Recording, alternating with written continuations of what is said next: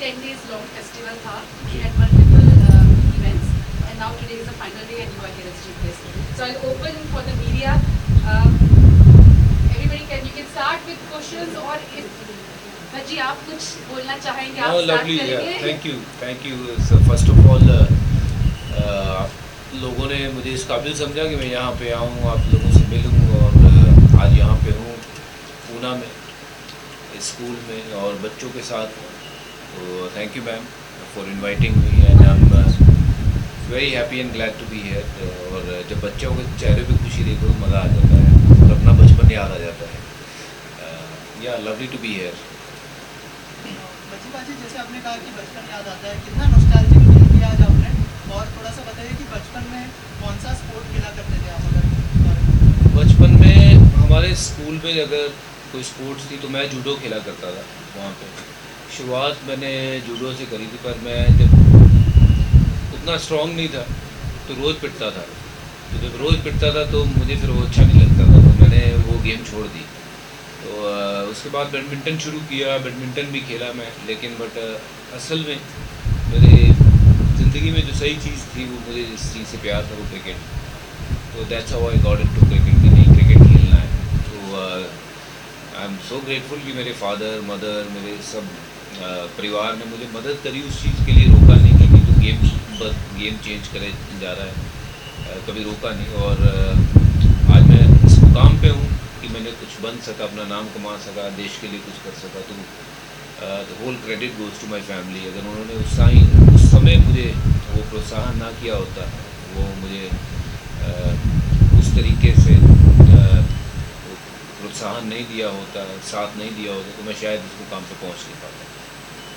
Ma'am आपसे कहना चाहूँगा, हरभजन सिंह इज हियर, सो कितना मोटिवेटिंग होगा जो स्टूडेंट्स यहाँ पर हैं जो स्पोर्ट्स खेलना चाहते हैं फ्यूचर, अगर उस बारे में कुछ बताएं कि उनके लिए कितनी बड़ी अपॉर्चुनिटी है, क्योंकि हरभजन को बहुत सारे लोग इंस्पायर होते हैं हरभजन से. आपने जवाब खुद ही दे दिया है कि definitely very very motivating.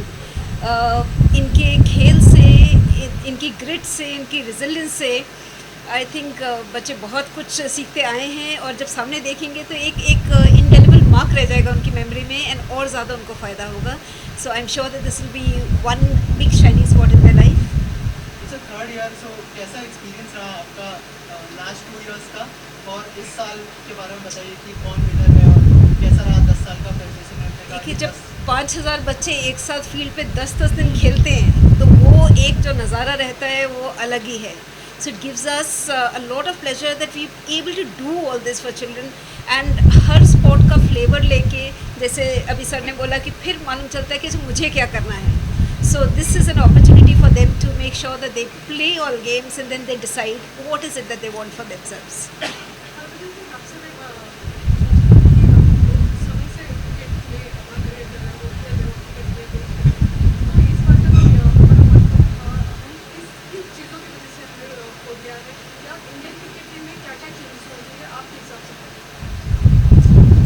World cup देखिए जीत नहीं पाए, वो इस चीज़ से थे कि हम सब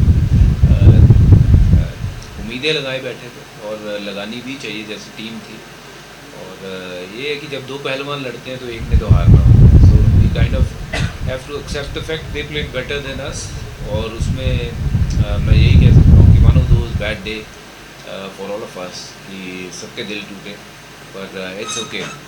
जब कोई हारता है तो बहुत कुछ सीखता है, and I'm sure our players they will learn from this, and they will come back even more stronger. That's all I can say. और चेंजेस क्या होंगे, देखिए टाइम के साथ चेंजेस तो हर चीज़ में हो रहे हैं. जहाँ 20 साल पहले थे और आज हैं, बहुत बड़ी चेंज हम देखते हैं अपने जीवन में, करियर में, और हर चीज़ जो है आए दिन नई चीज़ें देखते हैं. तो विद टाइम ऑब्वियसली टीम में भी चेंजेस होंगे, और लेकिन टीम जो है अच्छी है, और जो आने वाला फ्यूचर भी है इंडिया का बहुत अच्छा है, क्योंकि जिस तरीके के प्लेयर हैं भारत के पास. माफ़ करना, माइक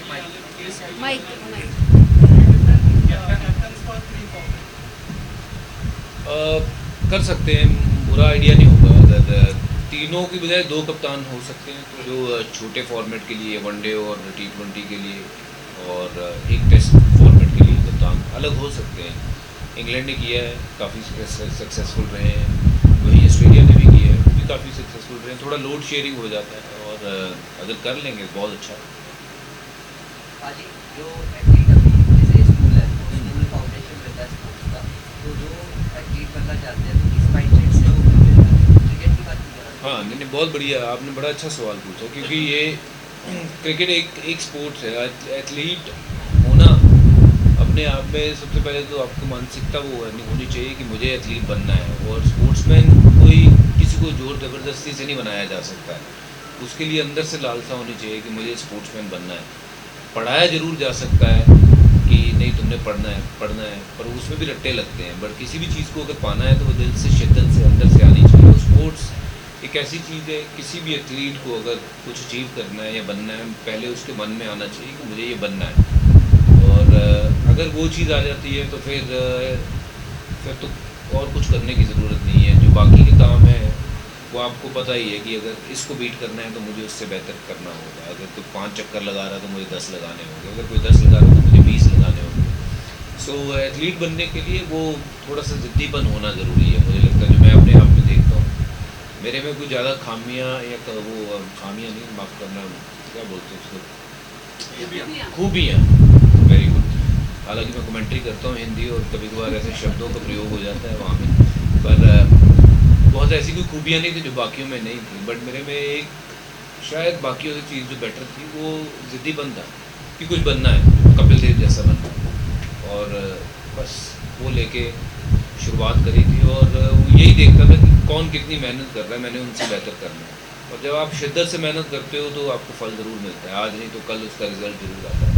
तो वही हर एथलीट के लिए, हर इंसान के लिए मैं वो कहूँगा कि आप अपने काम में कमी ना करिए, बाकी देने वाले का तो हाथ ऐसा ही है। भगवान ने कभी आपको मना नहीं किया है, हमें शायद मांगना नहीं आता, हम मांगते हैं, इतना मांगते हैं, वो तो इतना लेके बैठा है हमारे लिए। तो आई बिलीव कि मेहनत अपनी जो है वो कम नहीं होनी चाहिए, बाकी ऊपर वाले भी छोड़ देना चाहिए, जो ऊपर बैठा है उसको सबका फिक्र है।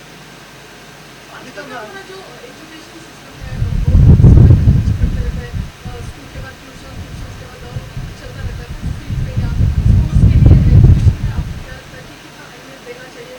जैसे एथलो कर रहा है ऐसे और भी स्कूलों में कुछ होना चाहिए sports?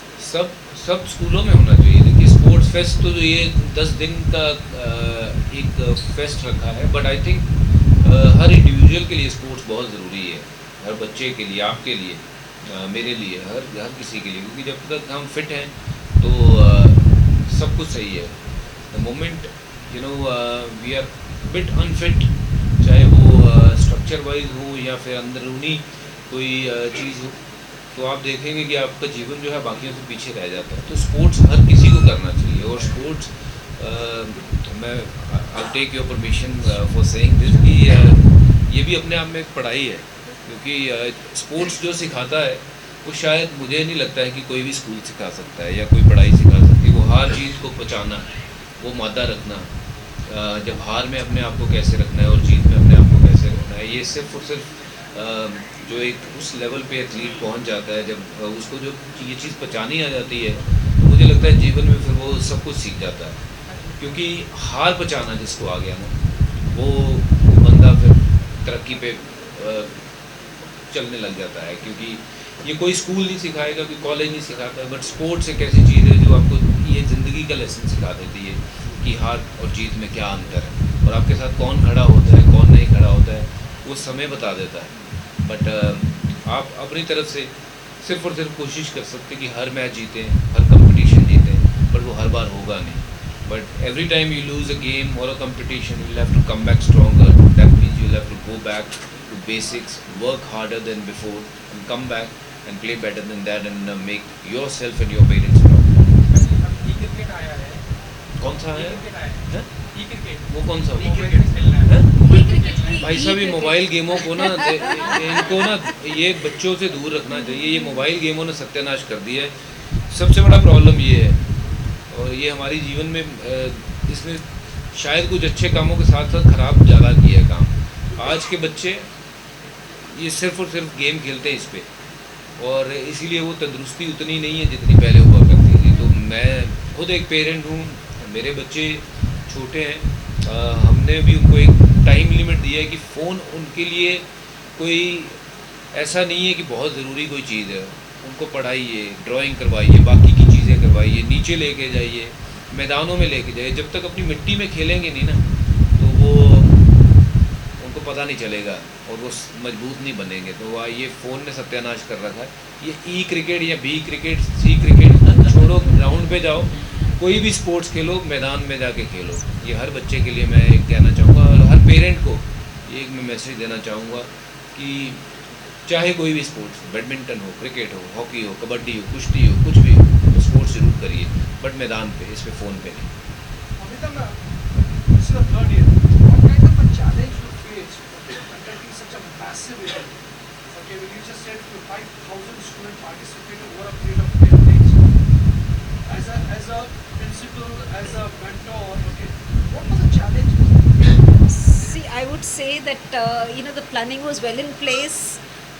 Sports is something that happens round the year. It wasn't that it was the first time they were playing or the last time they would be playing. And because the planning was in place, I did not see a major challenge. It was just kind of excitement, energy, and fun. So I really didn't see a challenge there because the planning was well in place. If you don't plan, then it could be a little chaotic. I remember last year you mentioned about you introduced some sports subject, right?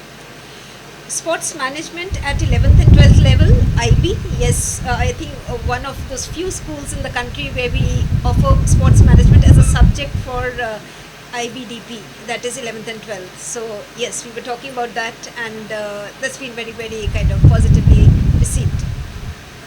To ask you quickly, we heard that you are opening a new branch of Edinburgh International School. If you can just tell us about that. Yes, at Hinjewadi, we are going to have another branch functioning from 24-25. So we are looking forward to the same culture being replicated there. Lots of studies, lots of sports, lots of learning. As I was saying, it's life skills that we learn from the field, like along with other things. So yes, a lot of that happening. We're looking forward. Chalti, anybody last question? Because we are running short of time. Vaji, आप कुछ जाते बोलना चाहेंगे? Sir मैं एक question पूछना चाहता हूँ। हाँ जी। मैंने बोला है पर पूछना चाहता हूँ पाजी, आपके ज़िंदगी का एक मोमेंट जो आपको याद हो क्रिकेट के लिए, आपका मोमेंट जी। मेरा मोमेंट जिससे हरभजन सिंह का वजूद बना वो हैट्रिक कलकत्ता में। मैं पहला भारतीय खिलाड़ी बना, हैट्रिक लिया मैंने, और वो मुझे लगता है कि उस मोमेंट ने मुझे हरभजन सिंह बनाया। उससे पहले मुझे कोई जानता नहीं था। एक छोटे से शहर से हैं, जलंधर से। शहर ज़रूर छोटे थे, सपने बहुत बड़े थे कि बहुत कुछ करना है। इसलिए जब सपने देखने हो बड़े देखिए और सपने जागते हुए देखिए, सोते हुए सपने नहीं देखिए, क्योंकि सोते हुए जो सपने देखते हैं वो सपने पूरे नहीं होते हैं।